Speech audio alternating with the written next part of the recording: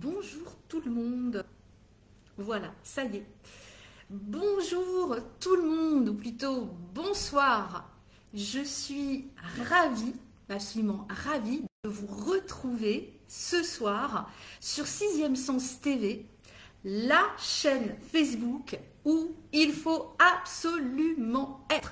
Si vous étiez en train de laver les gosses, de faire la vaisselle, vous préparer à regarder un truc pas terrible à la télé, lâchez tout, c'est ici et maintenant que ça se passe. Alors, je vais tout simplement vous expliquer un petit peu ce qui va se passer ce soir, de quoi on va parler, parce que ce soir, je vous invite tout simplement à plonger dans vos mémoires ancestrales. Rien que ça. Je vous invite à voyager au cœur de vos vies antérieures. Alors d'ailleurs, si vous avez quelques questions au fil de mon intervention, eh bien, n'hésitez pas à les poser, elles apparaîtront dans les commentaires.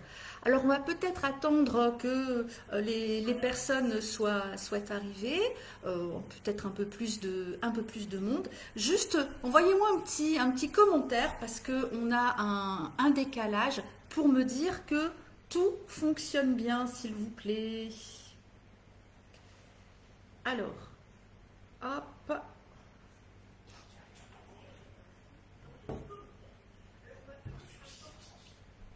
Alors, est-ce qu'on est bien? Alors, attendez, je crois qu'il y a un petit souci technique. Je vais relancer. Ah ben non, voilà, tout va bien. Tout va bien, merci. Merci Pierrick, bonsoir. Et oui, merci de me souhaiter la bienvenue. Moi aussi, je te remercie et je te remercierai comme il se doit tout à l'heure. Oh, super Christelle. Eh bien dis donc, ok super, on commence bien. Alors je vais simplement demander au fan club qui se trouve dans la maison, hein, dans la même pièce que moi, s'il vous plaît, de baisser le son, parce que je m'entends en écho. Merci, love. Alors, donc on va parler des vies antérieures, on va expliquer un petit peu hein, pour les personnes à qui ça ne parle pas vraiment, qui se sont posées toujours, enfin peut-être pas toujours, mais qui se disent mais c'est quoi cette histoire de vie antérieure et le transgénérationnel pour couronner le marché, mais qu'est-ce que c'est que tout ça? Alors je vais vous l'expliquer tranquillou.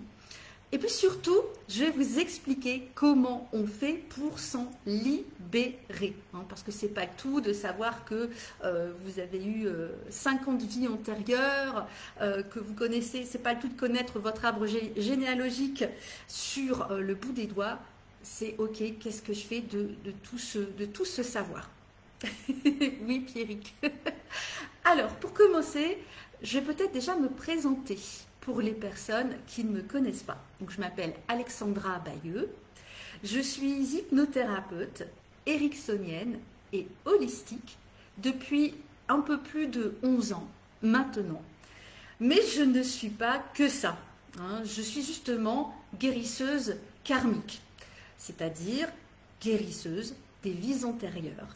Et je m'occupe aussi de vous accompagner en ce qui concerne la libération de vos poids transgénérationnels, c'est-à-dire de tout ce que vous avez reçu en héritage, de toute cette lignée d'ancêtres depuis des centaines d'années en matière de pensées négatives, de comportements limitants, d'attitudes, de croyances limitantes. Mais on va y revenir tout à l'heure plus précisément.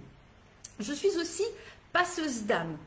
J'aide les âmes peut-être un peu perdues à monter dans la lumière.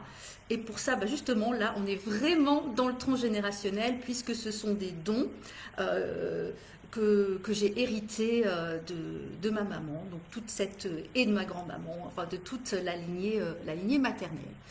Je suis également, vous avez vu les superbes ailes d'ange, je suis également ce qu'on appelle une médium angélique. Hein, je communique avec des guides de lumière, notamment des anges et des archanges. J'avoue, c'est un petit peu mes petits chouchous. Je suis installée en Bretagne, Breizh-Mabro. Je suis installée en Bretagne. J'ai quitté mon nord il y a presque un an, mon nord natal, et je vous reçois à Guidel en présentiel dans mon cabinet, mais je travaille aussi énormément en visio avec des gens des quatre coins, si je puis dire, de la France. Bien, alors, j'ai préparé mes petites notes pour être sûre de ne rien oublier. Bonsoir Marie-Noël, bonsoir mon ange gardien, merci. Excusez-moi, je suis un peu spontanée, je vois les commentaires et ça fait chaud au cœur de voir, de recevoir tout cet amour. Parce que finalement, c'est ça qu'on est tous, si certains l'ont oublié, je pense, à la base, nous sommes amour, amour, amour. Alors, pourquoi est-il, puisqu'on parle d'amour, ben justement, c'est essentiel de se libérer de ces blocages générés par les vies antérieures, par les poids transgénérationnels, parce que ça, c'est un acte d'amour. C'est un acte d'amour pour nous, pour nos ancêtres, et pour toute notre lignée. C'est vraiment important parce que, croyez-moi, croyez en mon expérience, et vous pourrez peut-être aussi en parler avec les gens qui sont passés par là, qui ont vécu ces libérations transgénérationnelles ou karmiques, eh bien ces blocages nous pourrissent la vie. Puisqu'en fait, ils interviennent au quotidien, au travers de pensées limitantes, peut-être de manque de confiance en soi, de peur, de schémas de comportement répétés et limitants. Donc carrément, finalement, inconsciemment, bien entendu, on s'interdit de vivre dans différents domaines de sa vie. Combien de fois je vois les gens qui me disent « Mais si, moi j'ai envie d'être heureuse en amour, mais si, moi j'ai envie de trouver un travail dans lequel je m'éclate, Alexandra, j'en ai marre de toutes ces maladies psychosomatiques que je me trimballe, mais je veux guérir, je veux être heureuse, je veux si... » Oui, toi tu veux, en conscience, mais au niveau de l'inconscient, c'est pas la même histoire. D'autant que cet inconscient, eh bien, il est, si vous voulez, imprégné de toutes ces mémoires karmiques et transgénérationnelles. Alors, je vais être très claire, je risque peut-être de choquer certaines personnes, mais j'assume. Je suis quand même thérapeute depuis un bon bout de temps maintenant, et je peux vous assurer qu'une thérapie sans aborder les vies antérieures, sans aborder les poids transgénérationnels, eh bien, ce n'est pas une thérapie aboutie. On n'avancera pas aussi loin et aussi bien qu'on le souhaiterait parce que on est passé à côté de quelque chose. Si on a zappé les vies antérieures et le transgénérationnel. Alors, je sais bien que pour les plus cartésiens d'entre vous, probablement, c'est pas évident de se dire mais qu'est-ce que c'est que ces histoires de vie antérieure, de réincarnation? Et pourtant, et si vous le voulez, à la fin de notre entretien, voilà, si on a le temps, je vous raconterai quelques histoires comme ça absolument troublantes. Alors, les bénéfices. Mais qu'est-ce que vous allez donc gagner à vous libérer des poids transgénérationnels et des poids karmiques? Le bien-être, j'ai envie de dire le bien-être à tous les étages. Le bien-être personnel, tout ce qui est d'ailleurs développement personnel, vous allez gagner en confiance en vous, en estime de vous. Vous savez, toutes ces choses que vous n'osiez pas faire parce qu'il y avait une espèce d'interdit au niveau des ancêtres, eh bien, les portes vont s'ouvrir, véritablement. Vous allez aussi gagner en bien-être psychologique, physique, émotionnel, parce que tout est lié. Corps, cœur, esprit, mental et âme, pour les personnes qui sont ouvertes, on va dire, sur la spiritualité, plutôt sur la conscience. Ouais, le mot spiritualité, il me sort un peu par les narines, là, parce que tout le monde se dit spirituel maintenant, mais le terme est devenu totalement galvaudé. Enfin bref, refermons la parenthèse, ce n'est pas le propos. Donc, le fait de vous libérer au niveau de vos vies antérieures, de ces espèces de boulets, de chaînes que vous traîniez depuis des vies et des vies, eh bien ce bénéfice, ça va être un véritable alignement. Et quand on est aligné, quand on est OK avec soi, eh bien on est OK avec le monde. Et comme par hasard, tiens, les opportunités arrivent, c'est pas qu'elles étaient pas là en réalité, c'est juste qu'on ne les voyait pas ou qu'on s'interdisait de les saisir. Cette libération, ce processus de libération va également avoir des conséquences merveilleusement bénéfiques dans vos relations, dans votre relationnel. Alors, le relationnel avec vous-même, bien évidemment, pour commencer, hein, parce que je pense que c'est très important de s'aimer, d'être en paix avec soi, puisqu'au final, le monde extérieur n'est que le reflet, parfois, de ce chaos qu'on peut avoir à l'intérieur de nous. Donc, c'est là aussi la sérénité à tous les étages. On est apaisé vis-à-vis de soi, mais vis-à-vis des autres. Nos relations vont devenir plus harmonieuses avec nos proches, notre famille, nos amis, nos collègues, notre chéri, et même le plombier, le garagiste. Voilà, c'est vraiment quelque chose qui va transformer votre vie. Je l'ai vécu, donc je sais de quoi je parle, je l'ai vécu d'un point de vue personnel et je le vis régulièrement de par les personnes qui viennent vers moi. Donc, eh bien écoutez, moi j'ai qu'une question à vous poser. Est-ce que vous êtes prêts? Est-ce que vous êtes prêtes à briser tous ces cycles négatifs? Est-ce que vous êtes prêts à créer votre nouvelle réalité? Pas la réalité de votre grand-mère, de votre papa ou de votre âme il y a 300 ou 400 ans de ça. Non, est-ce que vous êtes prêts à créer votre réalité, à devenir la meilleure version de vous-même, c'est-à-dire une version apaisée, une version en amour avec elle-même? Est-ce que vous êtes prêts à libérer vos blocages énergétiques, à vous reconnecter à vous et à vos missions de vie? Parce que l'âme, quand elle s'incarne, eh bien, elle n'a pas qu'une seule mission de vie. Souvent, on me dit, mais Alex, mais quelle est ma mission de vie? J'ai envie de vous dire, déjà, ta première mission de vie, c'est de t'aimer, c'est de t'accepter, c'est de t'accueillir tel que tu es. Après, pour le reste, on verra. Alors, petite chose aussi, petit détail qui a son importance, que vous soyez dans une fratrie de 2, de 3, de 7, sachez, les amis, qu'il n'y a toujours dans cette fratrie qu'un élu. Voilà. Et il y a fort à parier que si vous m'écoutez ce soir, si vous êtes en face de moi ce soir, vous êtes l'élu. Ben oui, il y en a toujours un qui va avoir pour mission, hein, c'est son âme qui l'a décidé, on en reparlera tout à l'heure, qui va avoir pour mission de libérer avec ses petites mains, là, avec son gros cœur, de libérer toute la lignée. Bien, alors, on y va, c'est parti, on va maintenant parler du transgénérationnel, qu'on appelle aussi les loyautés familiales. Alors, pour commencer, qu'est-ce que c'est que le transgénérationnel? Vous allez voir, c'est super simple à comprendre. De la même façon que vous héritez du gène des yeux bleus, des cheveux blonds, vous allez aussi hériter de toutes les expériences, les traumatismes, les épreuves de vie, les croyances, les attitudes de vos ancêtres. En gros, c'est ça, le transgénérationnel. Parce que, dis donc, c'est fou ce que tu ressembles à ton grand-père, toi.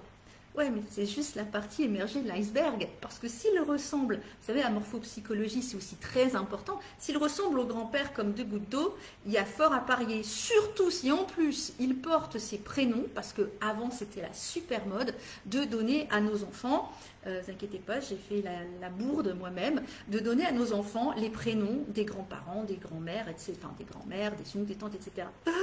Ne faites pas ça, s'il vous plaît, parce qu'en matière de transgénérationnel, alors là, c'est banco, c'est le combo, hein. Là, c'est la classe à Dallas, comme dirait mon amie Christine, parce que votre bambin, il va hériter de toutes les épreuves de vie de la grand-mère, de la tantine, etc. Bon, je pense que c'est un peu tard pour certains et certaines d'entre vous, mais c'est pas grave, on va y arriver quand même. Alors, quelles conséquences ça a, cet héritage transgénérationnel? Excusez-moi, il y a ma fille qui m'envoie un petit message. Oui, je vous ai dit ici, c'est très spontané, hein. Qu'est-ce que ça va? Elle arrive à me perturber, vous voyez? Sacré transgénérationnel, sacré lignée. Alors, qu'est-ce que ça va changer dans votre vie? Eh bien, c'est simplement le fait que tous ces karmas individuels, hein, de toutes ces personnes qui étaient vos ancêtres, eh bien, ils vont s'entremêler avec les karmas familiaux. Votre karma individuel va s'entremêler joyeusement, c'est ironique bien entendu, avec la tonne, la blinde de karmas familiaux que vous portez sur vos frêles petites épaules. Alors, certains de mes collègues, certains écrivains, hein, qui ont œuvré, étudié le sujet, appellent le transgénérationnel les loyautés familiales. Les loyautés familiales invisibles. Alors je sais, ça pourrait être le titre d'un film ou d'un super roman. Les loyautés familiales, ça le fait, hein. Invisible, waouh, on croirait presque un film fantastique. Ouais, eh ben non, ça n'a vraiment rien de fantastique en réalité. Parce que ces loyautés familiales invisibles, elles peuvent parfois prodigieusement nous pourrir la vie. Je vais vous donner des exemples, hein. On va dire qu'à un moment, loin dans les branches de votre arbre généalogique, il y a eu des pactes de loyauté familiale qui ont été créés. Style, vos ancêtres ont fait la promesse, hein, de maintenir à tout prix l'unité et l'harmonie familiale.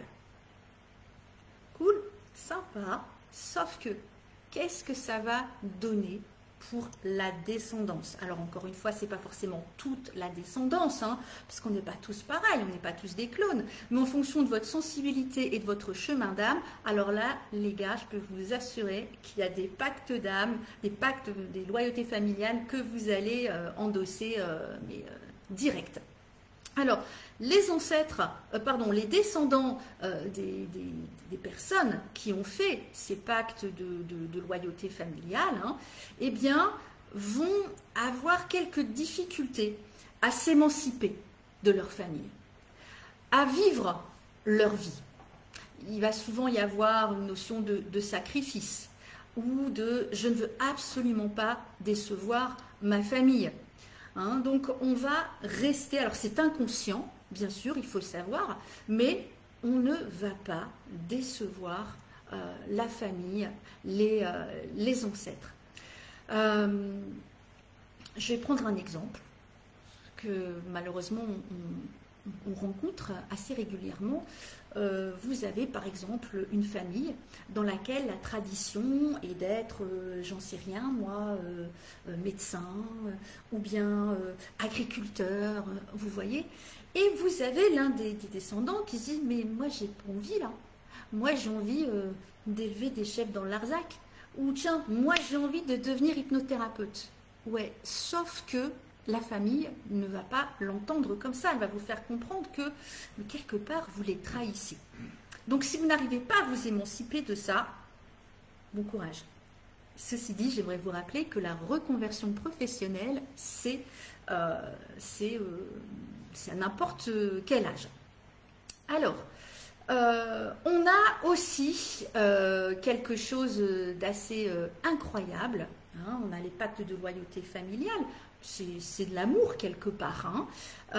Mais on a aussi, tenez-vous bien, des vœux de vengeance et de haine.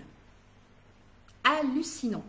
J'explique toujours dans ce fameux arbre généalogique, hein, et d'ailleurs, ne vous faites pas de bile, hein, que votre arbre généalogique ressemble à un baobab, un séquoia ou un frêle arbuste.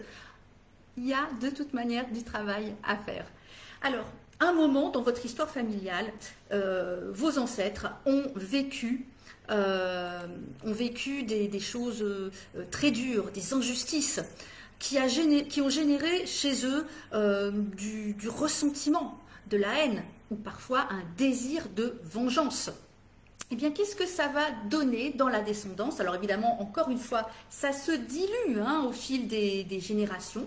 Ça va donner chez la personne peut-être un tempérament colérique ou une espèce de frustration permanente. Vous savez, le sentiment que c'est jamais assez, que ça pourrait être mieux, ou encore le besoin de vivre dans le drame, de créer du conflit. Et une fois qu'ils ont créé ce conflit, hein, on en connaît, hein, des drama queens et des drama kings, eh bien une fois qu'ils ont créé ce conflit, il y a aussi des comportements destructeurs, hein, ça peut aller très très loin, ben, ça va mieux pour eux. Les tensions s'évacuent. Donc voilà, c'est vraiment pas top, ça non plus. Et on ne peut pas juste dire, ah ben oui, mais voilà, il ou elle est en colère parce qu'il y a des choses qui ne vont pas dans sa vie. Il faut aller chercher plus loin. De toute façon, un thérapeute, je dis toujours, c'est à la fois un archéologue, un voyageur du temps, de l'espace, c'est un enquêteur, c'est un Sherlock Holmes, parce qu'il y a toujours des enquêtes à faire finalement. Aller chercher au plus profond de soi, toujours dans la douceur et la bienveillance, pour être sûr d'aider la personne, de lui rendre sa liberté, de l'aider à retrouver sa liberté. Alors, au niveau des pactes, des vœux transgénérationnels, on va aussi rencontrer les vœux de silence. Alors, admettons, et ça, malheureusement, je pense que c'est arrivé souvent quand même. La Terre n'est pas apparue de façon spontanée. On est quand même en 2024, donc vous imaginez bien, vous avez quand même une sacrée lignée d'ancêtres. Imaginons que dans cette lignée, il y a eu un ou des secrets de famille traumatisants. Ça va donner, chez les descendants, une forme de réticence pour communiquer, ou de la difficulté à s'exprimer, à aller vers les autres. Ou en tout cas, on n'osera peut-être pas parler de tout, c'est comme s'il y avait des sujets, oh là là là là, c'est tabou. C'est les difficultés à communiquer, c'est les difficultés aussi à se faire entendre, à se faire comprendre. Et ces personnes-là sont vraiment dans une grande souffrance, évidemment. Elles aussi, elles ont le combo, manque de confiance en soi, manque d'estime de soi.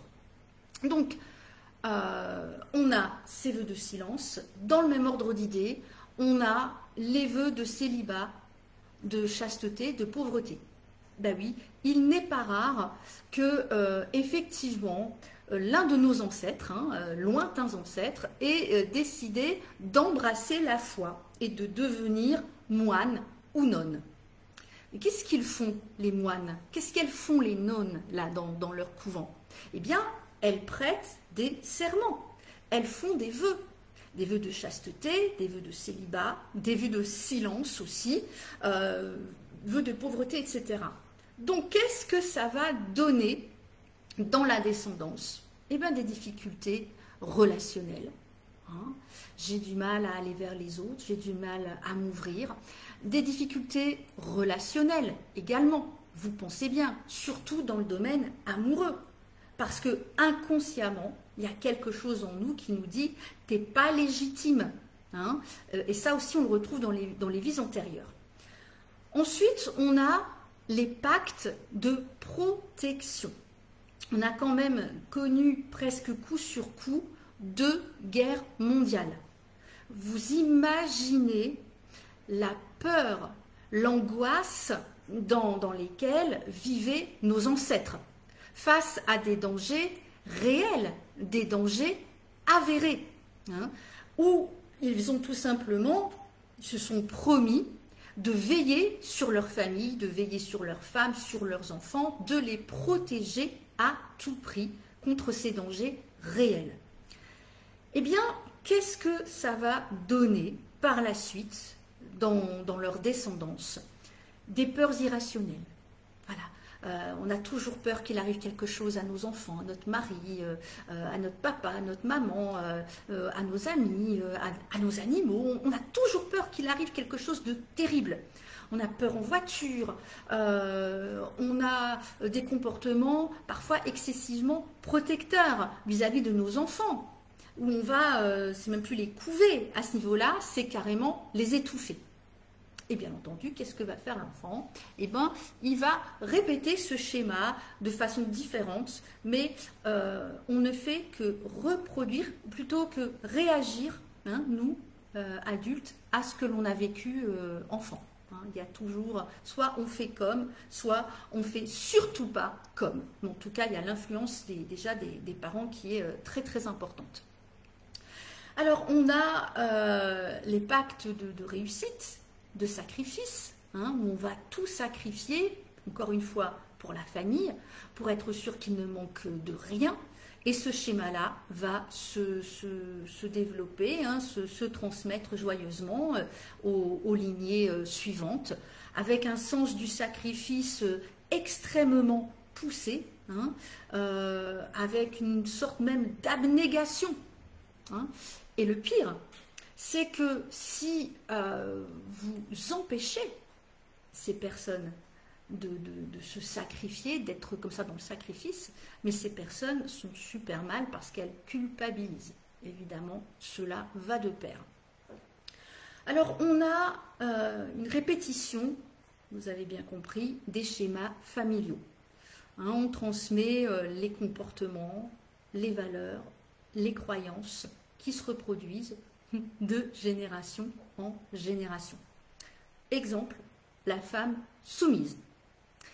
Ok messieurs, on se calme. Je ne dis pas qu'il n'y a pas d'hommes soumis. Je dis juste que statistiquement, il y a peut-être un peu plus de femmes soumises que d'hommes soumis. Eh bien, ce concept de la femme soumise va se rejouer de génération en génération. Et c'est un truc de dingue. Vous prenez l'exemple d'une femme qui a vu sa maman en tant que femme soumise toute son enfance. Avec sa maman qui lui dit « Ah, surtout ma fille, ne sois jamais comme moi, ne dépends pas d'un homme, ceci, cela. » Ok, cet enfant va devenir une jeune fille, une jeune femme, une femme. Les 3/4 du temps d'ailleurs, elle réussit très bien dans sa vie. Hein, elle ne manque pas de confiance en elle, voilà, elle est plutôt brillante, etc. Enfin, elle a du caractère. Sauf que le spectre de la femme soumise est là, qui vient de sa maman, qui vient de sa grand-mère, qui vient de son arrière-grand-mère, etc., etc., etc. Donc, ça va se rejouer, mais dans ses relations amoureuses, où régulièrement, elle va tomber sur des hommes qui vont essayer de prendre le pouvoir sur elle, d'une manière ou d'une autre. Donc là, il est urgent de réagir. Donc, on transmet bien entendu les traumatismes, toutes ces formes de violence, qu'elles soient physiques, psychologiques, etc. Et de la même façon, on transmet les fameuses blessures de l'âme que beaucoup d'entre vous connaissent, trahison, humiliation, abandon, rejet, injustice, que du beau monde et que le dernier ferme la porte surtout. Et en plus, comme si ça n'était pas assez, eh bien, on a les manques, les vides, les besoins et les désirs non comblés. Et d'ailleurs, souvent, on a des membres de la famille qui vont vouloir vivre par procuration au travers de leurs enfants, de leurs petits-enfants, ce qu'ils n'ont pas vécu eux-mêmes, ce qu'ils n'ont pas eu la chance de vivre. Donc, ça fait quand même beaucoup. Et c'est pas fini, parce qu'il y a les vies antérieures qui arrivent. Elles attendent, elles sont impatientes de faire leur coming out. Alors, bah justement, les voilà, puisqu'on parlait de vies antérieures, et vous allez voir qu'il y a vraiment, comment dire, il y a un parallèle très étroit entre les vies antérieures et le transgénérationnel. Je vais vous expliquer ça après. Alors, les vies antérieures, c'est quoi? Ben là, on va peut-être commencer brièvement, bien sûr, par parler de l'âme. L'âme, waouh, c'est quoi ce truc, l'âme, hein? Tout le monde dit, attends, mais ça ressemble à quoi une âme, en fait? Et oui, on n'a pas de photo, hein? Elle n'a pas de Facebook, elle n'a pas d'Insta, elle passe pas son temps, l'âme, à poster des super selfies. Non, sincèrement, on ne sait pas trop à quoi ça ressemble. Certains disent, ça n'existe pas. Je répète, chacun est libre de croire ou de ne pas croire, hein, aux vérités de ses choix. Alors, l'âme, pour commencer, elle est éternelle. Et elle, franchement, bah, elle ne s'embête pas, quoi, hein. Elle ne se pose pas de questions. Imaginez cette âme qui serait là, quelque part, là-haut, dans un endroit, mais alors, magnifique, hein, encore plus beau que la Bretagne, l'Avesnois, le Boulonnais réunis. Un endroit où il y a de la lumière, vous respirez les parfums de la nature, il y a des petits oiseaux qui chantent. Hein. Faites gaffe parce que je vais finir par vous mettre en hypnose si ça continue. Donc, elle est là, tranquille, peinarde, ok?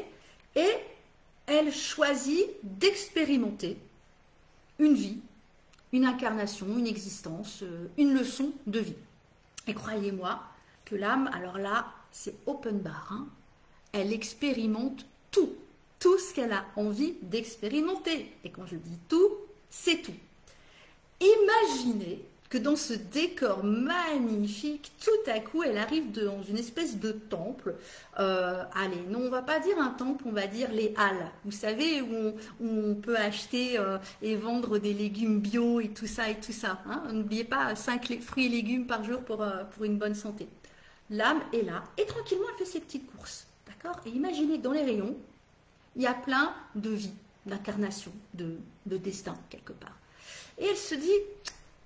Ah mais dis donc, cette incarnation-là de voleur, de violeur, j'ai pas fait ça, non, je regarde hein, dans mon curriculum vitae, non, j'ai été un saint, j'ai été un ermite, mais non, j'ai pas fait. Allez, soyons fous, on y va. Ouais, super. Seulement, ben, vous vous doutez bien que le véhicule terrestre qu'elle emprunte, qui va donc commettre et perpétrer des crimes odieux, et il y aura des comptes à régler par la suite. Et là, superbe transition, ça va donner ce qu'on appelle des dettes karmiques. C'est-à-dire que quand vous vous incarnez, votre âme a pour but de réparer ou de compenser des situations, des actions qui ont eu lieu dans des incarnations précédentes.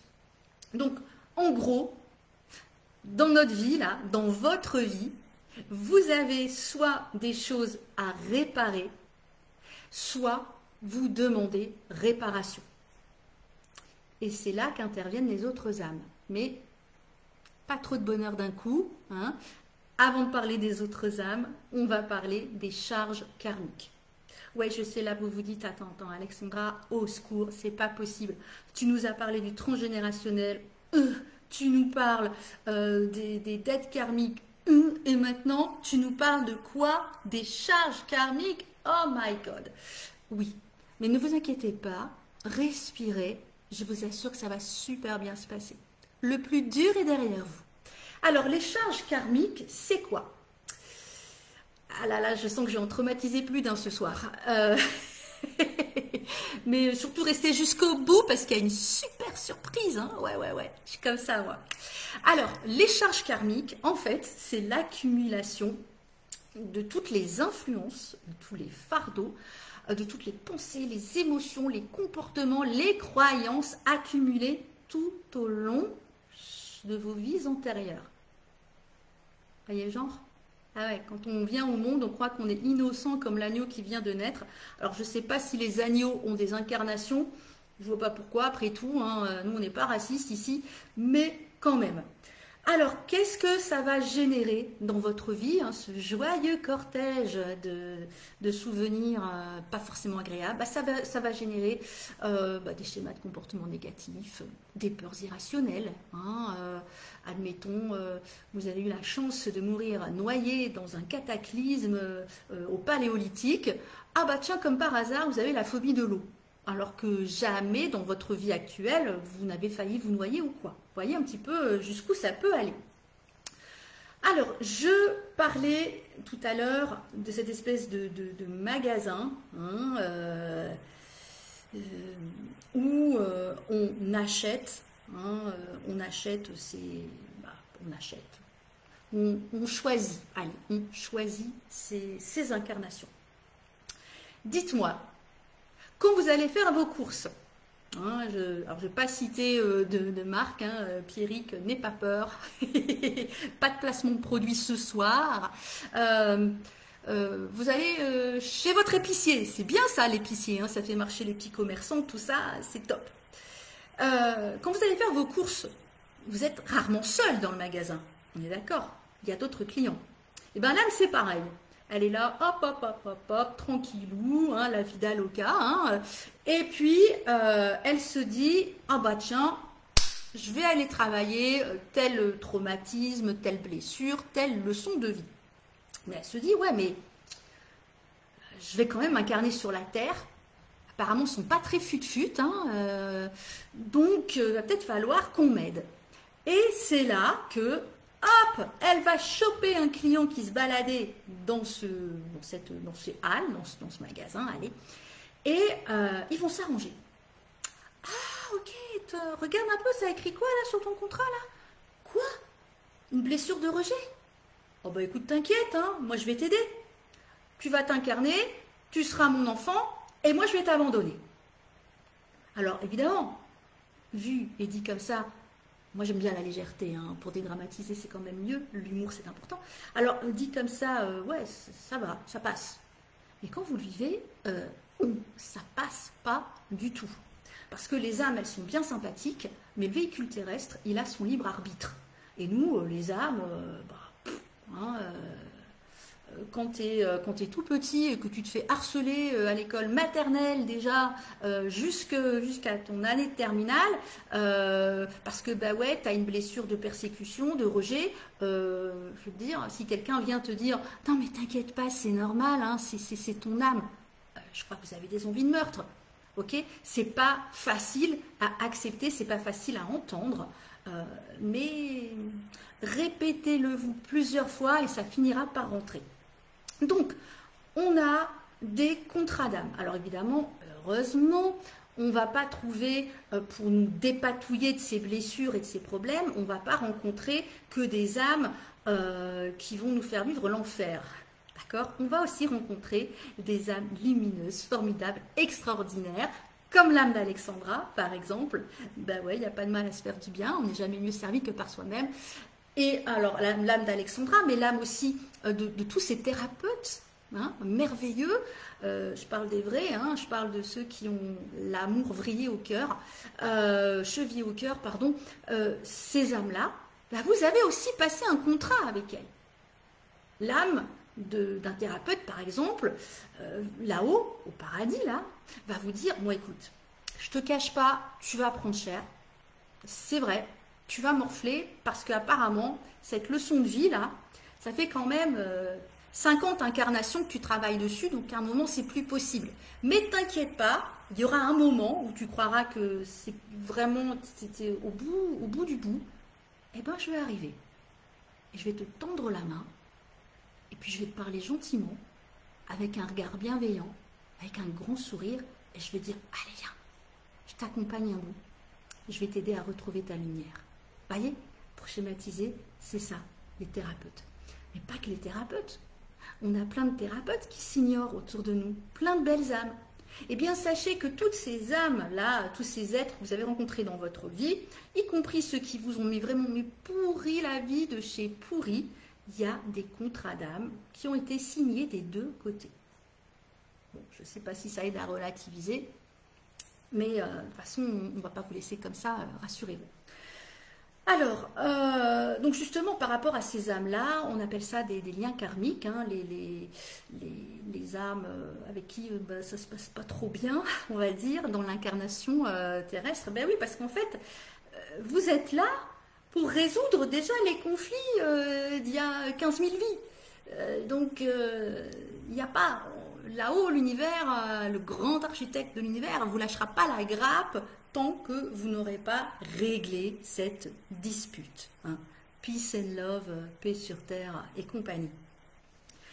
Alors, donc, on en revient à ces fameux pactes, ces vœux hein, qu'on voyait dont j'ai parlé pardon, dans le transgénérationnel, où effectivement on va faire eh bien des vœux avec soi, hein, genre vœux de chasteté, tout ça, mais aussi avec les autres.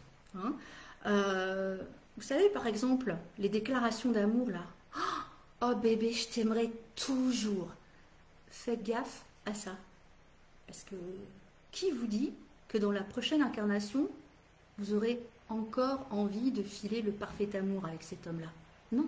Donc, ou cette femme-là, hein, d'ailleurs. L'amour, c'est pour tout le monde. Alors, donc vous avez bien compris que notre âme, hein, sans peur et sans complexe, en tout cas au début, elle se dit, wesh, trop bien les gars, comment je vais kiffer mon cheminement, hein, je vais vivre tout ce que je peux vivre. Le souci, c'est que l'âme finit par y perdre des plumes, sans vouloir faire de mauvais jeu de mots d'ailleurs. Elle finit par y perdre des plumes parce que, à force de vivre des traumatismes, des ci, des ça, bah, y a des peurs qui s'installent. Il y a l'âme, il y a l'âme qui a des traumatismes. Eh ben ouais, ben nous voilà propres, hein, comme on dit dans le Nord. Donc, qu'est-ce qu'on va aller faire dans ce cas-là? Eh bien, avec un thérapeute confirmé, on va aller visiter ce qu'on appelle la grande bibliothèque des mémoires akashiques. Hein. C'est un peu comme si, dans cette bibliothèque, vous aviez des milliards de livres qui représentent des milliards de vies. Et on va aller chercher, en fonction de ce que les guides nous disent, telle ou telle vie pour aller voir ce qui a posé problème et vous libérer au quotidien ou dans votre vie de manière générale. Parce qu'il ne faut pas rêver, ces mémoires douloureuses se réactivent parce qu'elles ont envie d'être soignées, d'être guéries. Alors, au niveau des incarnations sympas qu'on a pu expérimenter, d'ailleurs j'aimerais dire, faut arrêter quoi, j'entends des choses des fois, je suis allée voir quelqu'un, il m'a dit que j'étais un roi, il m'a dit que j'étais un templier, j'étais pharaon, etc. Ouais, ok, c'est fort possible, mais on a aussi été des petites gens, on a aussi été des personnes tout à fait lambda, et c'est pas pour autant qu'on n'a pas vécu des choses intenses.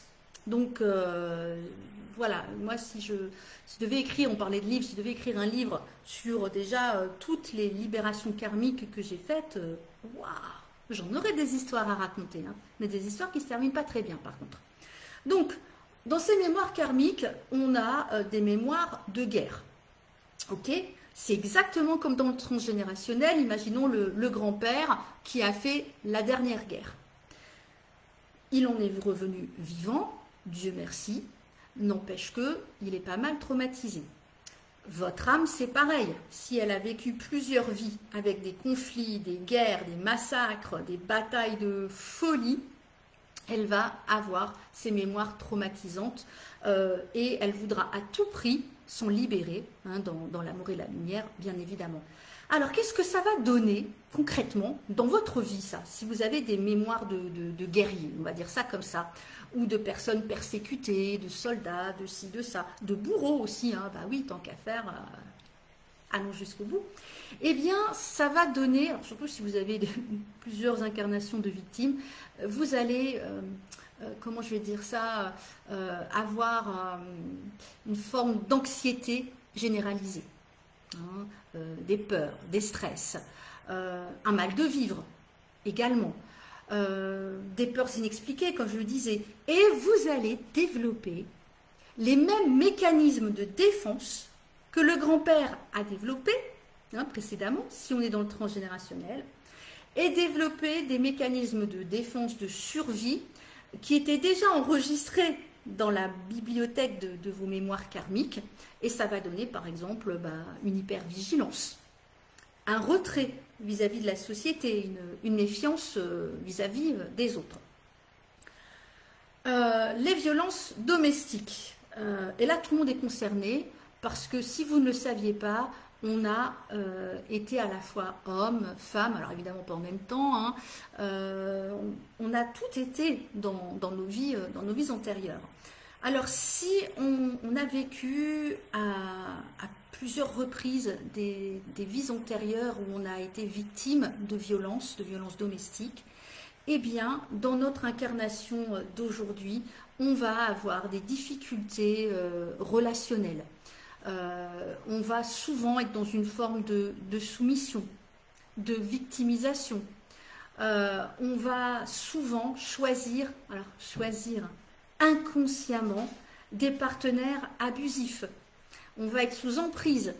On va ouvrir les bras à tous les pervers narcissiques de la planète. Vous voyez le genre. Donc là, effectivement, on a intérêt à se plonger dans les vies antérieures pour voir s'il n'y a pas une mémoire de violence domestique ou autre qui se cache et on vous en libère. Et puis, ma foi, je pense que vous allez voir des changements dans votre vie. Les secrets de famille. Alors, ce que les Anglais appellent, j'adore, les squelettes dans les placards. Alors, dans vos vies antérieures, à maintes reprises, il y a eu des secrets de famille. Soit vous avez abandonné un enfant, vous avez été abandonné par des parents, ou alors vous étiez un enfant dit illégitime.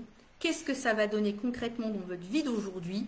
Eh bien, une sorte de malaise, de confusion par rapport à votre identité, par rapport à votre légitimité.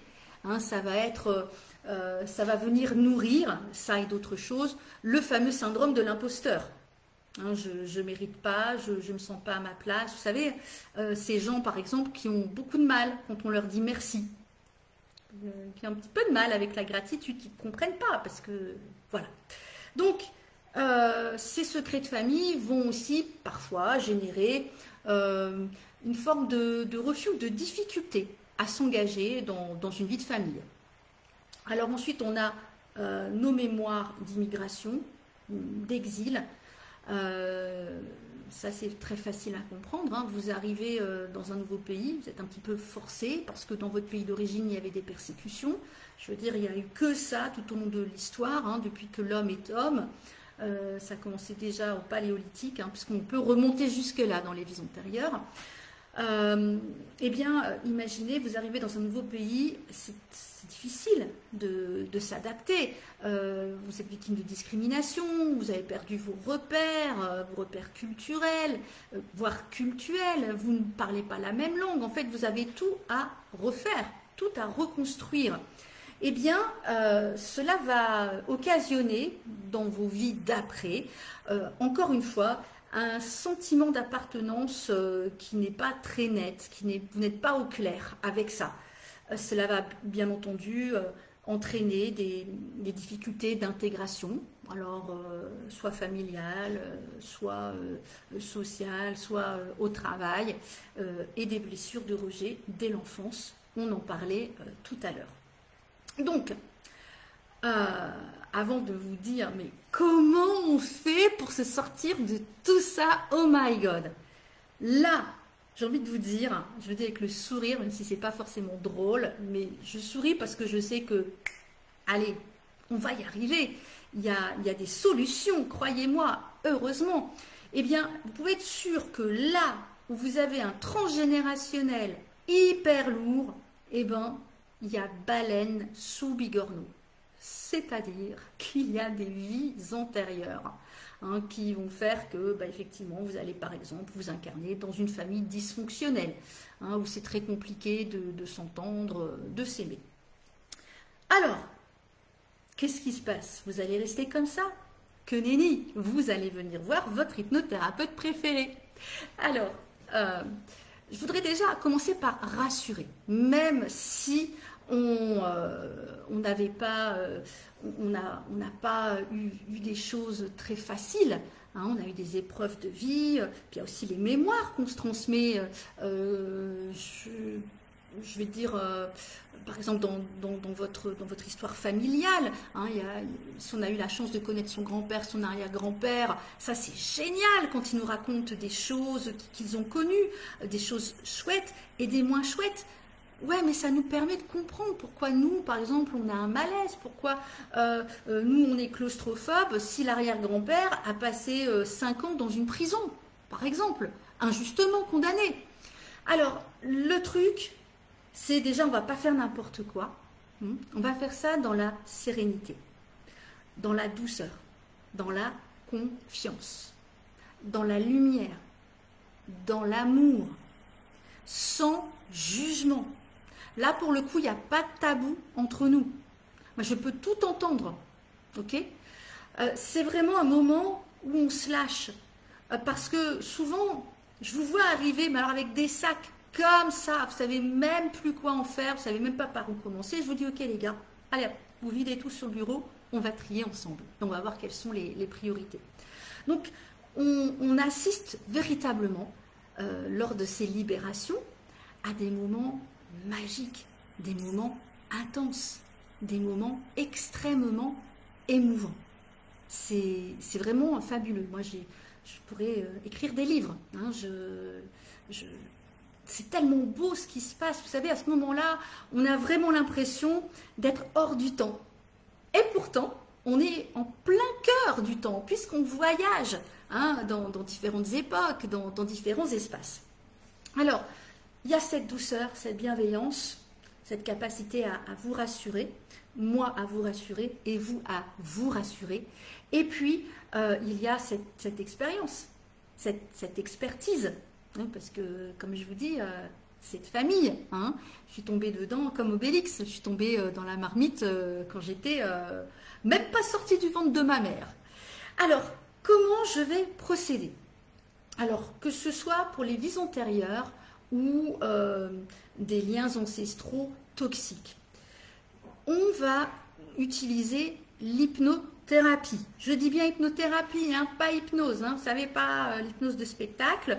J'ai absolument rien contre ça, mais malheureusement, il y a encore des personnes qui confondent les deux, qui ont du mal à faire la part des choses, hein, qui croient que quand ils se rendent au cabinet d'un hypnothérapeute, l'autre, il va leur faire la poule. Où il va leur extorquer leur numéro de carte bancaire ou extirper leurs plus sombres et noirs secrets. Non, je vous laisse tout ça, moi. Je vous laisse vos poules, vos cartes bancaires, vos plus sombres secrets. Donc, on va aller, mais vraiment en douceur, sans aucune violence. Je déteste ça. Dans le respect de vous-même, on va aller reprogrammer votre inconscient. Hein, qui lui aussi a sa petite bibliothèque, où c'est comme si c'était un livre de recettes, pour ceux à qui ça parle, et là on dit, oh là là là là, là il y a la recette des peurs, là. Ouh, attends, ça vient de qui ça? Ah ouais, de l'arrière-arrière-grand-père. Ok, non, on va retirer la recette de notre grimoire. On va donc libérer, délivrer notre inconscient de toutes ces croyances, ces attitudes limitantes générées par le transgénérationnel et aussi les vies antérieures. Donc on va couper les liens toxiques. Alors quand il s'agit de couper les liens toxiques avec des ancêtres, parfois c'est avec des ancêtres très proches, hein, ça peut être avec son papa, sa maman. On va vraiment couper uniquement les liens toxiques. C'est-à-dire que toutes les connexions positives, bénéfiques, évidemment, on les garde. Et il y a un moment dans ce processus, ce que j'appelle un recouvrement d'âme. Vous vous rappelez l'âme qui avait perdu, ses petites affaires là, en cours de route au pluriel. Eh bien, c'est comme si vous étiez en fait un puzzle. C'est comme si à l'intérieur de vous, il y avait un paysage magnifique, vous savez, un puzzle, mais wow, de 1500 pièces. 15 000, ouais, c'est plutôt ça. Hein. Et puis, vous vous dites à un moment, oh, il me manque des pièces. Eh bien, avec cette séance et avec les autres outils que j'utilise, on va aller chercher les pièces manquantes et reconstituer le paysage de votre apaisement, de votre sérénité. Donc, il y a l'hypnothérapie. J'enregistre la séance. Ça, vous pouvez la réécouter chez vous, tranquillement. Parce que le but du jeu, c'est pas que vous veniez me voir, même si je vous adore, hein, c'est pas que vous veniez me voir 50 fois. En tout cas, pas pour le même problème, s'il vous plaît. Sinon, il y a franchement baleine sous bigorneau, comme je disais, j'adore cette expression. Donc, il y a l'hypnothérapie. Et puis, bien sûr, il y a les guidances. J'ai cette chance, cette joie, ce plaisir, et Seigneur, comme je te suis reconnaissante, d'avoir effectivement ces capacités de thérapeute, hein, ces connaissances, et en plus, merci la famille, j'ai la capacité d'entrer en communication avec ce qu'on appelle les énergies subtiles, les énergies invisibles. Moi, mon kiff, c'est les anges. J'ai rien contre les autres, hein. Voilà, je suis open bar, tant que c'est de la lumière, évidemment. Mais voilà, c'est vrai, allez, je vais me la péter un petit peu, je suis un petit peu la chouchoute des anges et des archanges, apparemment, et ça, depuis que je suis toute petite. Donc, il va y avoir, puisque c'est une guidance, là, c'est ok, on cherche le chemin. On va chercher parfois des coupables, entre guillemets. On va surtout chercher la porte parce qu'on se dit, mais c'est pas possible, je suis dans un labyrinthe avec en plus le Minotaure là, qui est là quelque part. Non, on va demander conseil aux anges. Et c'est là qu'interviennent les guidances. Alors, il y a plusieurs façons ça a plusieurs façons de se manifester. Alors, je parlais des anges, mais ça peut être vos guides, ça peut être aussi des défunts. Et là, c'est hyper émouvant. Alors, des défunts que vous avez peut-être connus ou pas, ou dont vous avez entendu parler. Et j'ai aussi rencontré à plusieurs reprises, des défunts de vie, de centaines et de centaines d'années. J'ai même eu le cas, heureusement que je suis polyglotte, de défunts qui me parlaient dans des langues étrangères. Vous voyez, c'est fou, mais c'est beau, quoi. J'ai l'impression que je vais passer pour une complète illuminée auprès des cartésiens, mais franchement, j'assume. Donc, cette canalisation, elle va se faire de façon parfois très directe. Et là, ça se met en marche. C'est comme si j'avais une caméra et je ne peux pas arrêter la caméra. Ben non. Je vois ce qui s'est passé dans une vie antérieure, la vôtre ou celle de cet ancêtre. Vous imaginez bien que, évidemment, je ne vois jamais des choses adorables, hein, la petite maison dans la prairie, tout ça. Vous savez, vous vous rappelez la petite fille qui court dans la prairie, là? Non, non, non, non. Donc, ça, ou alors ce qu'on appelle la clairaudience, j'entends, entre guillemets, des choses. Ou alors encore, j'utilise les oracles. J'utilise également les élixirs floraux. Hein, j'ai vraiment, c'est un petit peu la valise, le sac à malice de Mary Poppins. Hein. Moi, j'ai plein de choses à l'intérieur, j'ai plein de trésors. Et parmi ces trésors, il y a les élixirs floraux. Alors, les élixirs floraux, aussi les élixirs, les fleurs de Bach. Je ne vais pas faire un topo là-dessus parce qu'on doit avancer, même si on est bientôt arrivé au bout de notre chemin, là. Les fleurs de Bach, hein, pour ceux qui ne connaissent pas, en Angleterre, dans les années 30, un médecin extraordinaire, génialissime, We Love You Edward, s'est posé les bonnes questions et s'est dit, mais dites donc, si les bobos au ventre, là, les maux de tête, etc., c'était pas dû à des émotions. Bien vu, Edward. Donc, il a décidé de fermer son cabinet. Il était homéopathe, déjà dans les années 30 quand même, moi je dis chapeau. Il a décidé de battre la campagne anglaise et puis il a étudié et ça a donné la naissance à 38 élixirs floraux. Donc basés sur des bourgeons d'arbustes, d'arbres, de plantes, de fleurs, etc.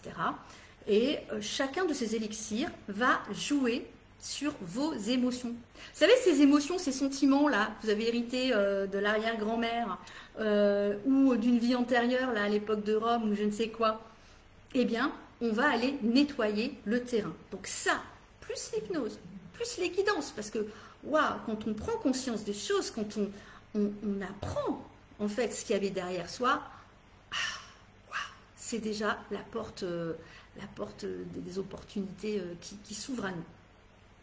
Donc, on va travailler sur des émotions grâce à ces élixirs, sur des sentiments limitants qui étaient imprimés dans vos circuits. De la même façon, on va aussi travailler parfois avec des huiles essentielles. Et évidemment, on ne fait pas n'importe quoi avec les huiles essentielles. Il y a des précautions d'usage. On va aussi travailler avec les pierres, la lithothérapie, les pierres, les cristaux. Et puis, parfois, et même souvent, il y aura ce que j'appelle des petits rituels. Alors, évidemment, pour vous libérer de tout ça, personne ne vous demandera d'aller courir tout nu dans les bois ou sur la plage de Fort-Bloquet, par exemple, les nuits de pleine lune. Non, non, non. Ce sont des rituels, plutôt des cérémonies d'hommage, des cérémonies pour honorer vos ancêtres ou votre âme.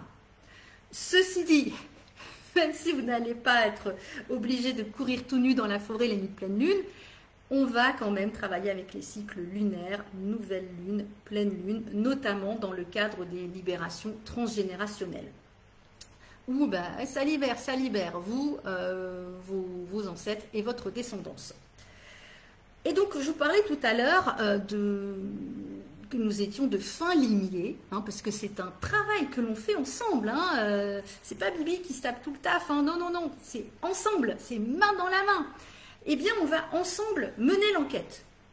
Par exemple, pour le transgénérationnel, on va aller chercher les mémoires familiales qui vous bloquent dans tel ou tel aspect de votre vie. Mais on ne s'arrête pas là. On va aller chercher, mais qui dans la lignée, non d'une pipe en bois, qui a activé cette mémoire. Et hop, on va trouver le processus de libération adéquat, personnalisé, qui vous va bien, qui vous respecte et qui vous permet de faire le travail. Au niveau des vies antérieures, alors là, c'est le bonheur suprême parce que je vous dis tout. On va aller chercher la vie antérieure à l'origine de votre problématique. C'est comme quand on fait du jardinage. Si vous coupez la mauvaise herbe juste à la surface, ça ne sert à rien. Il faut aller extirper. Il faut aller mettre les mains dans la terre là, et extirper la racine de cette mauvaise herbe. Et bien là, c'est pareil. On va aller chercher l'origine du mal. Et là, les amis, vous savez tout. C'est-à-dire qu'on va être dans la capacité de découvrir, mais où vous viviez, d'accord? Où est-ce qu'elle se passait? Quand? À quelle époque? Qui vous étiez? Est-ce que vous étiez un homme, une femme, un enfant, un vieillard? Quelle était votre identité, votre statut social, familial, votre spiritualité?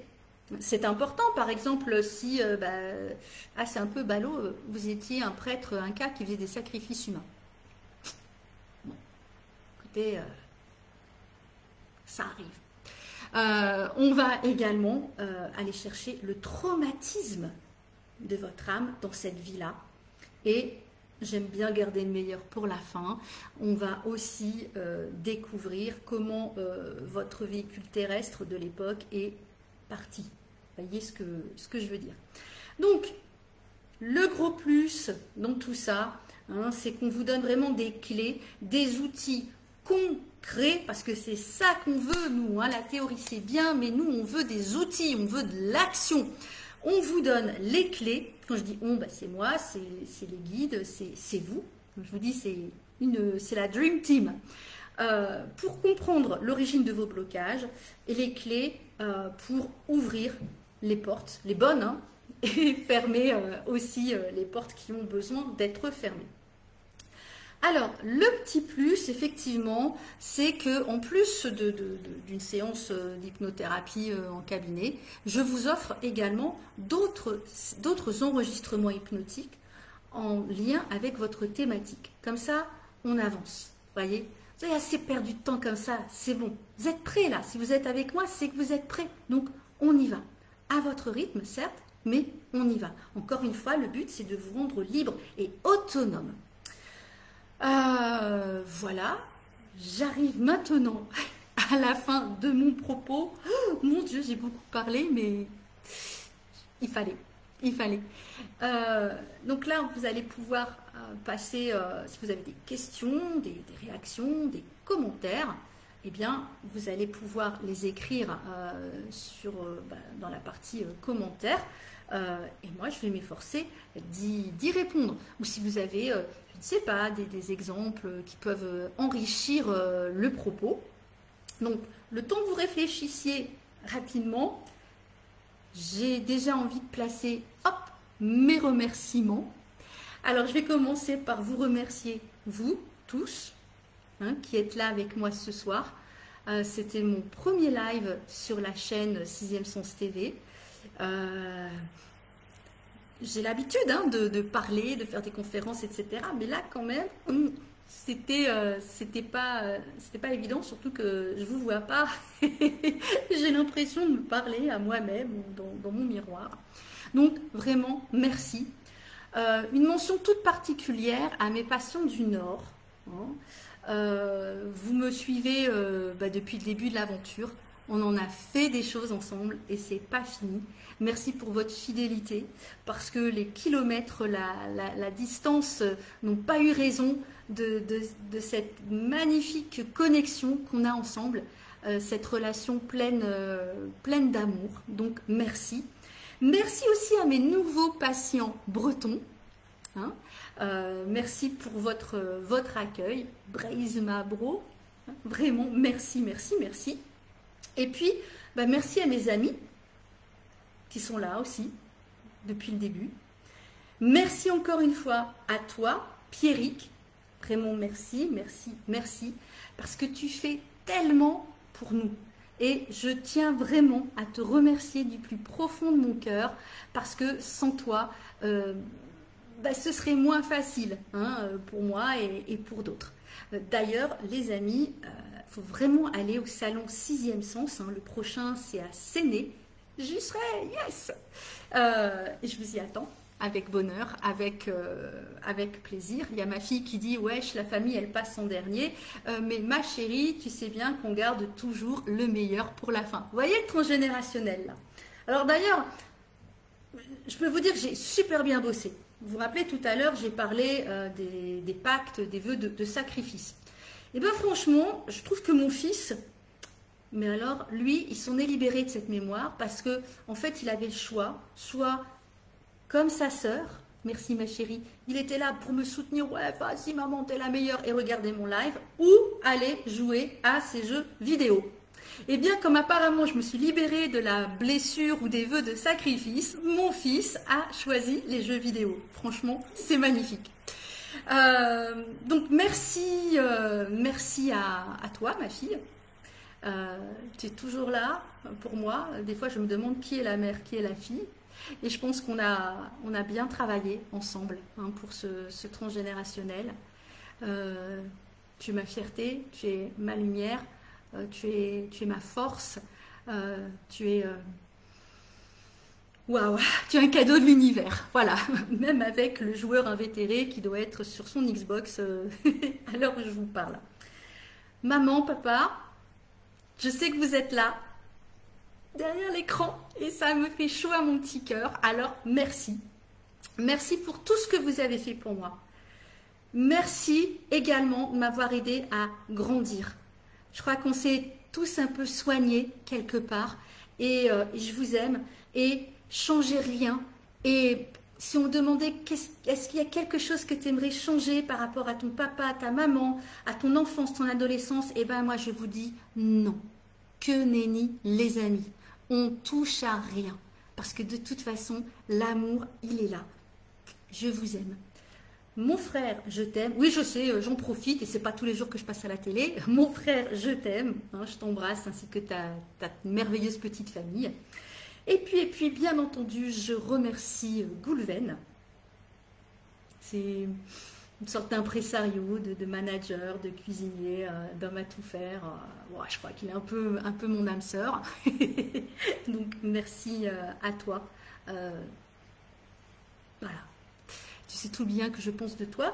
Merci à Mewen pour le prêt de son ordinateur. Sinon, croyez-moi, ça n'aurait jamais été possible. Et puis, la question... pas la question, donc excusez-moi, je suis perturbée parce qu'il y a ma fille qui se lâche. La petite surprise avant vos questions, c'est que, eh bien, à toutes les personnes qui étaient là ce soir avec moi, hein, que j'ai vu dans les commentaires, ceux qui n'ont pas osé faire des commentaires, et ben, franchement, dépêchez-vous, parce qu'à toutes ces personnes, j'offre 10 € et mon plus beau sourire sur votre consultation.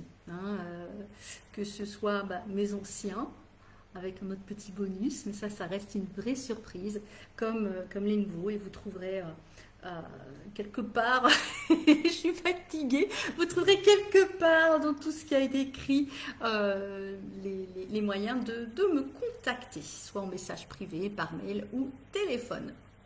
Puis surtout, abonnez-vous à 6e Sens TV et abonnez-vous à Alexandra Hypnothérapie Guidance. Ouais, je sais, j'aurais pu trouver plus court, mais c'est un petit peu mon problème.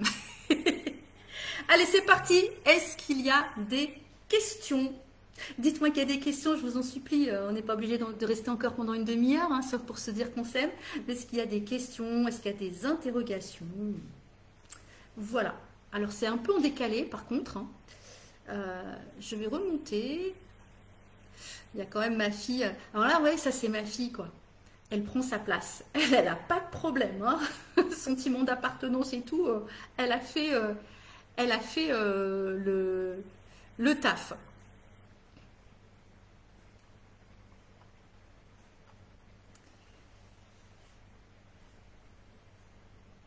Là.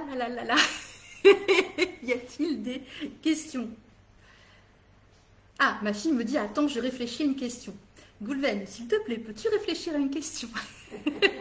Je sais, j'ai tellement... Ça sent le prof, hein, quand même, hein, Christelle. Je crois que j'ai vraiment dit tout ce qu'il y avait à dire. Ah, merci Pierrick. Heureusement que tu es là. Hein. Les autres, vous avez un train de retard. Hein. J'ai toujours dit que Pierrick était un homme en avance sur son temps. Combien de séances pour dénouer les problématiques? 2 à 3 séances. Parce que je vais aller voir ce qui se passe dans la vie, dans votre vie là. Hein, on va libérer vos vécus mal vécus. Hein, ça parle à mes patients. On va aller dans vos vies antérieures et on va aller voir dans le transgénérationnel. Hein. Alors, 2 à 3 séances.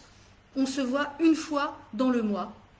Et entre chaque séance, vous avez à peu près 3 à 4 semaines pour écouter vos séances d'hypnothérapie qui vont vous aider justement à reprogrammer l'inconscient en fonction de vos objectifs. Alors, ma fille qui me dit, j'espère que j'ai répondu à ta question, Pierrick. Salomé, du coup, pour toi, par exemple, les peurs irrationnelles, terreurs nocturnes, etc., ça peut venir de vies antérieures. Alors, ça peut effectivement venir de vies antérieures, mais si on parle de terreur nocturne, hein, notamment c'est pour les très jeunes enfants, hein, autour de 4 ou 5 ans, là c'est peut-être une dimension plus psychologique. Il ne faut pas oublier non plus qu'il y a le contexte dans lequel vous êtes.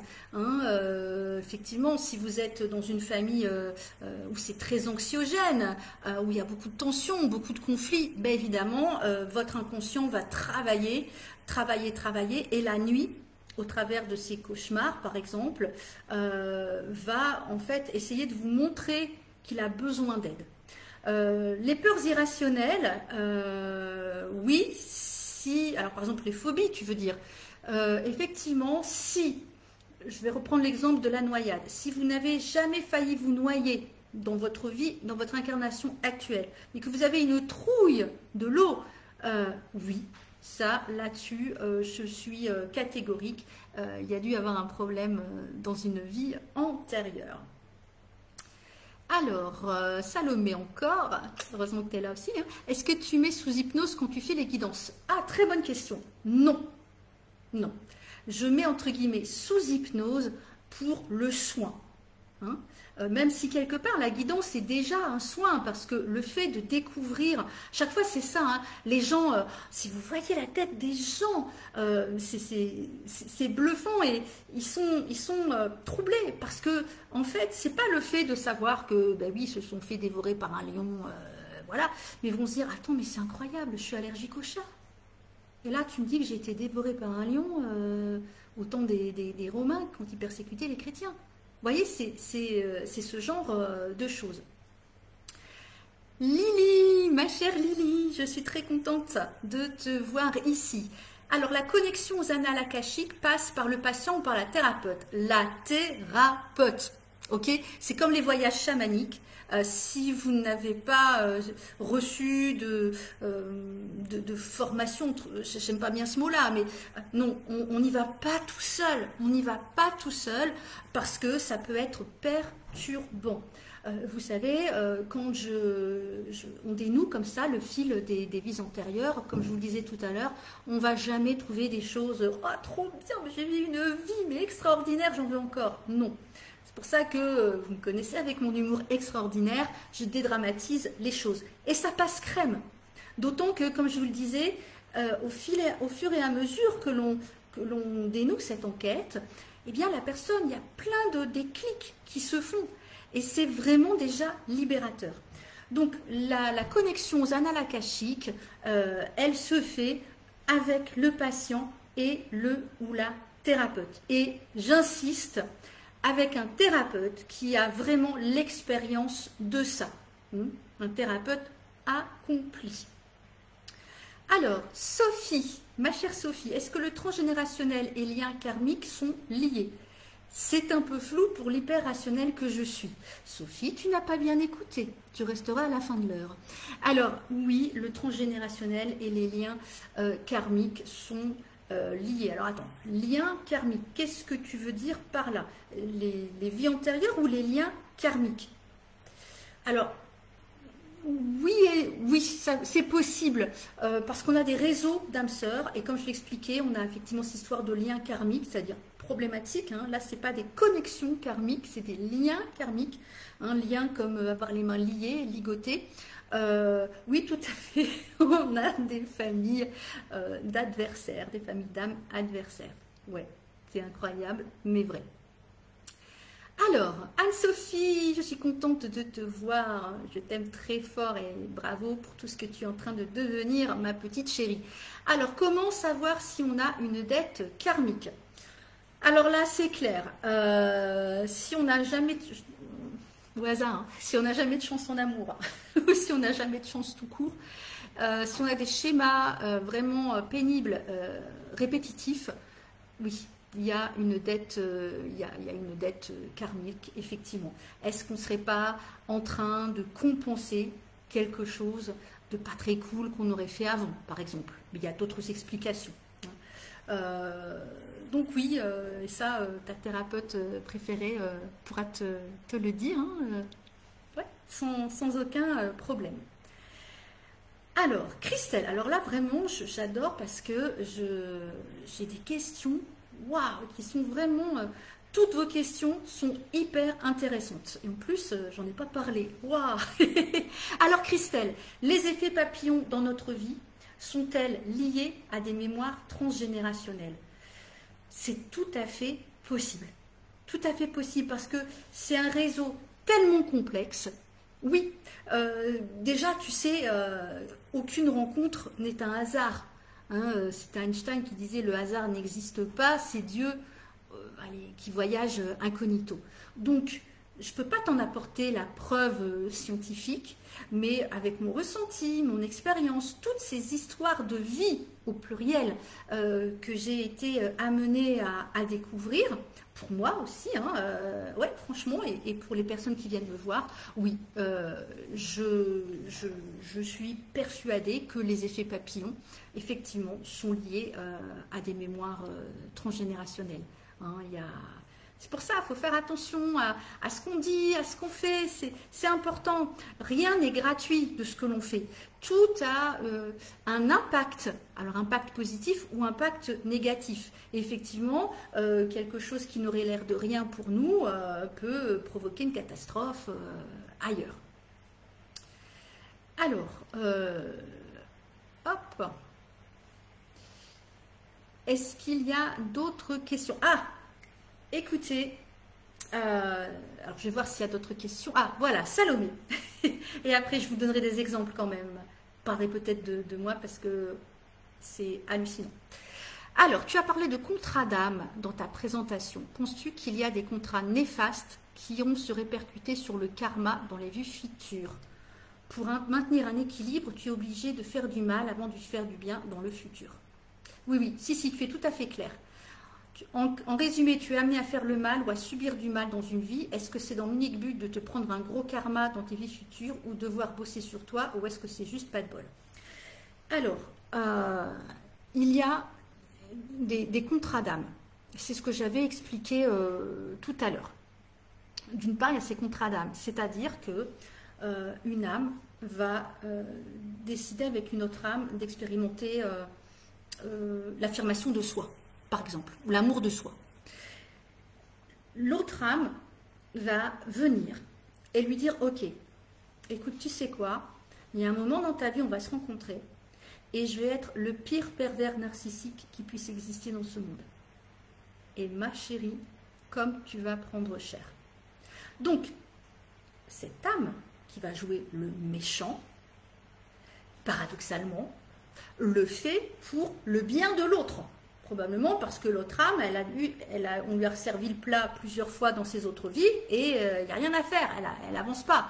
Donc là, et crois-moi, en général d'ailleurs, ça fonctionne, ça fonctionne très bien. Donc effectivement, on a ça. Maintenant, tu me dis, attends, tu es amené à faire le mal ou à subir du mal dans une vie. Est-ce que c'est dans l'unique but de te prendre un gros karma dans tes vies futures? C'est pas le but. Maintenant, comme je le disais, l'âme, elle a envie d'expérimenter tout. Il y a ça. Et il y a autre chose quand même qu'il ne faut pas sous-estimer, c'est nous. C'est notre libre arbitre. Si justement ton âme veut se libérer de la blessure d'abandon, mais que ton véhicule terrestre n'a rien compris et ne fait que d'aller de relations abusives en relations destructrices, où il y aura à chaque fois forcément de l'abandon, du rejet, ouais, là c'est galère. C'est pour ça que c'est important de s'ouvrir à ces choses-là. On ne peut pas croire à tout. Et c'est ok. Je me souviens très bien, je ne citerai pas de nom, parce que cette personne est parmi nous ce soir, et il n'y en a pas qu'une d'ailleurs. Je me souviens, au début de ma carrière, n'est-ce pas, je recevais au cabinet des personnes très cartésiennes. Très cartésiennes. Et aujourd'hui, elles parlent aux anges. Voilà. Et ça ne leur a pas pris 10 ans.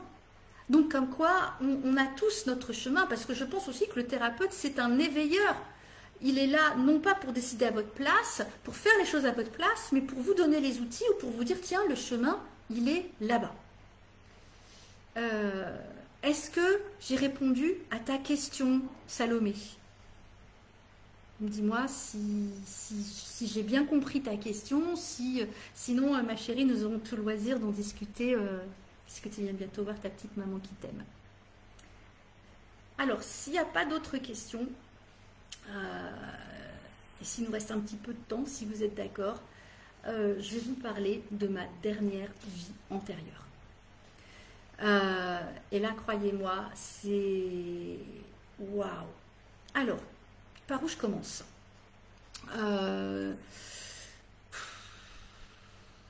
Je suis issue d'une famille qui n'est pas religieuse. Oui, Salomé. Mon papa est athée. Hein. Mon papa est athée. Maman a été élevée par des bonnes sœurs. Elle n'en garde pas un souvenir formidable. Donc, j'aime autant vous dire qu'à la maison, la religion, c'était pas le truc. Et puis, vers l'âge de 14-15 ans, je ne vais pas rentrer dans tous les détails, mais je me suis sentie vraiment attirée fascinée par le judaïsme. Pour nous, alors là, la maison, aux portes de la Vénois, là, dans Schnorr, au milieu des pâtures et des champs, le judaïsme, waouh, mais c'est quoi? C'était vraiment quelque chose d'exotique. Mais ça va loin, hein, vraiment, parce que je commence à m'intéresser. Je me souviens en troisième, notre professeur nous passe Nuit et brouillard. Oh mon Dieu, quel traumatisme. Et puis là-dessus, j'enquille et je dis, et je décide de faire un exposé sur les camps de concentration. Il s'avère que nos voisins et amis étaient allés à Dachau et avaient rapporté un bouquin. Toute ma vie, je me souviendrai de ce bouquin, un gros bouquin qu'ils avaient acheté donc dans ce camp, dans la boutique, boutique du camp, je ne vais pas bien dire ça, mais voilà. Et il y avait un uniforme de prisonnier. Je commence, j'ai 14 ans, ok? Je commence à regarder les images, à lire, et là, je vous assure, je suis prise de nausées. Je ne suis pas capable de manger pendant 3 jours. Et là, je commence à me poser les questions. Mais pourquoi le peuple juif, blablabla, blablabla, blablabla. Bon, je grandis, à 16 ans, je porte ce qu'on appelle le Magen David. Je signale toujours que personne ne parle hébreu à la maison, qu'il ne faut pas leur parler de Dieu, rien du tout. Le Magen David, c'est l'étoile de David. Magen, en hébreu, ça veut dire bouclier. C'est cette espèce d'étoile qu'il y avait sur les boucliers des soldats du roi David pour pouvoir... enfin, voilà, c'était comme une protection, un talisman, si vous voulez. Quelques années plus tard, je vais à la synagogue et j'ai une tendresse particulière pour le peuple ashkénaze, hein, les juifs d'Europe de l'Est, etc. Je continue ma vie, et là vous allez voir, c'est incroyable. Et je rencontre le père de ma fille, okay, qui est beaucoup plus âgé que moi. Bon. Voilà. Et je ne sais pas pourquoi, toute ma vie, je ressentais cet attrait. Hein. Je suis comme allée à la synagogue, j'étudiais la Torah avec le rabbin, je parlais, j'écrivais, je lisais hébreu, etc. Quand même, hein, j'allais jusqu'au bout du bout. Et quand j'étais enceinte de ma fille, je n'écoutais que des chansons yiddish. Hein, c'est un mélange d'hébreu et d'allemand, c'est ce que parlaient les juifs de l'Europe de l'Est. Bon, voyez un petit peu le topo, ok. J'ai toujours le sentiment que j'avais connu la Seconde Guerre mondiale, j'étais comme fascinée par ça. J'étais fascinée par... enfin, fascinée, c'est pas le mot qui convient, mais j'avais une espèce d'attirance, enfin, je sais pas, c'était plus fort que moi vers les ghettos, les camps, etc. Voilà, j'étais très marquée par ça, en réalité. Et dans ma vie, à plusieurs reprises, j'ai eu le sentiment que j'avais vécu là-bas, enfin que j'avais vécu dans la Seconde Guerre mondiale, et que j'étais décédée en 1943. Et j'avais souvent des rêves, je voyais des trains, vous savez, des convois, enfin bref. Et c'était, je pense, l'année dernière, je suis dans mon cabinet, tranquille, je fais rien, rien, je suis en train de faire le ménage, et tout à coup, j'entends dans ma tête, Theresienstadt, 1943. Je dis, waouh, ok, ça se confirme, donc je suis décédée en 1943 à Theresienstadt. Je me posais beaucoup de questions sur moi, c'était une remise en question, notamment au sujet de mes capacités médiumniques. Je crois que là-haut, ils m'ont dit, attends, tu doutes de toi? Eh bien, tu vas voir, cocotte.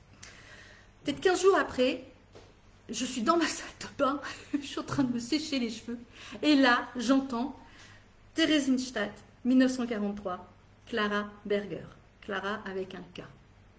Et là, je me dis, nom de Dieu, ils viennent de me donner mon identité. Le jour même, je suis allée vérifier et je me suis retrouvée. Parce qu'une Clara Berger, décédée en 1943 à Theresienstadt, il n'y en a eu qu'une. Et j'ai réussi à retrouver le fil. Elle était juive autrichienne. Comme par hasard, l'allemand était ma deuxième langue vivante. C'était une juive de l'Europe de l'Est. Elle parlait yiddish. Ok? Et là où c'est un truc de fou complet, hein, je passe le reste, hein, les petits détails. Donc en 1942, Clara Berger est emmenée à Theresienstadt, où elle mourra assassinée en septembre 1943. Ok, 1942, septembre 42, elle part à Theresienstadt, septembre 43, c'est terminé. Et si je vous disais que en février 1942 est né le père de ma fille. Vous vous rendez compte, sur le même espace-temps, mon âme a vécu à la même période, dans le même groupe socio-religieux que le père, le futur père de ma fille, que j'aurai dans la vie d'après. Voilà. Donc elle est décédée à 51 ans. Oh la vache. À 51 ans, ça a été assez difficile pour moi, je dirais. Donc là, je vous donne juste quelques petits détails parce que j'ai l'intention d'aller jusqu'au bout. J'ai l'intention d'aller là où j'habitais puisque j'ai retrouvé l'adresse. J'ai l'intention d'aller à Theresienstadt. Voilà, j'ai l'intention d'écrire un bouquin. Mais c'est pour vous dire qu'effectivement, ça peut aller très, très, très, très loin. Donc, voilà. C'était la petite histoire que je voulais vous raconter. Parce que ça, c'est réellement impressionnant. Ce qui est probablement, je crois, le truc le plus dingue, c'est de savoir que mon âme était sur le même plan spatio-temporel que l'âme du père de ma fille, quoi. Voilà, je suis partie en 43 et ma fille est née en 2001. Enfin, c'est un truc de nain. De nain. C'est un truc de dingue. Je sais pas ce que... Pardon. Ça va aller, Alexandra. Ce qui est dingue, je suis partie en 1943 et je suis revenue en 1973. Hein, t'as vu ma fille, franchement, hein, qu'est-ce que j'ai pas fait pour toi, hein? Tu n'oublieras pas, hein, tu penseras avant de me balancer dans une maison de retraite. Bon, eh bien écoutez, il est quand même 22h30. Je pense que je vais vous laisser réfléchir à tout ça. N'oubliez pas, hein, un petit message, vous me contactez et regardez. Oh, 10 € offerts sur votre première séance ou sur votre consultation pour les anciens. Voilà, je vous remercie tous du fond du cœur. Je vous aime très fort et je vous dis à très bientôt. Salomé. Allez, je vous embrasse et surtout, soyez plein d'amour et de compassion pour vous-même. C'est important. Vous êtes tous un cadeau de l'univers. En tout cas, moi, toutes les personnes là qui sont là, je peux vous dire que ce sont des cadeaux, ce sont des lumières, ce sont vraiment des... Oui, c'est ça, ce sont des lumières et qui donnent beaucoup, qui projettent beaucoup de cette lumière et de cet amour autour d'elles. Je vous embrasse, oui, moi aussi, je vous aime et je vous dis merci, merci, merci Hello, merci Lily, merci Christelle, merci Sophie, merci Anso, merci, merci, merci ma chérie, merci Pierrick, merci à toutes les personnes que je peux peut-être pas citer, merci Goulven, oula, sinon ça va être la fête à la maison. Et je vous dis, oui Pierrick, je te remercie, c'est vrai que on se sent bien. On se sent bien. Sylvie, je t'aime très fort, très très fort. Oh, bisous du Nord. Ah, tu vas me faire pleurer, dis donc. Salomé, arrête d'écrire des conneries, ça suffit maintenant, il va te coucher, il est tard. Marie, Noël, bah oui, voilà. Frédéric, tu m'expliqueras le 73. Oh, Calypso, je ne savais pas que tu étais là. Acheter son oracle, c'est de la bombe. C'est de la bombe. Vraiment, Calypso, tu gères de ouf. Il est juste. Voilà, je crois que c'est la plus belle des choses qu'on puisse dire sur ton oracle. Et Calypso, on ne sait pas si c'est une fée ou si c'est une sorcière. À mon avis, c'est un petit peu des deux. Hein. Voilà, je vous aime tous très fort. Merci d'être restés jusqu'au bout, dis donc. Wouh. Et ça vaut au moins une bolée de cidre, tout ça. Allez les amis, je vous aime et à très bientôt. Bisous, bisous.